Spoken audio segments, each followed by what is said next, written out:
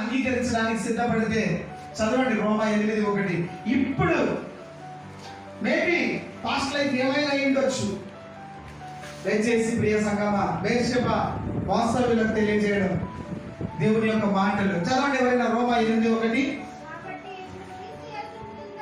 కాబట్టి my dear brothers and sister, కాబట్టి okay, whatever you have done in your past life, మీ పాత జీవితంలో నువ్వు ఎలా అయినా ఉండొచ్చు. కాబట్టి ఇప్పుడు రైట్ నౌ, ఈ క్షణం ఎవరితో ఉండాలమ్మా? చదవండి. క్రీస్తు యేసునందున్న వారికి yes, he paid the price. నీ పాపం కొరకు ఆయన వెల చెల్లించాడు.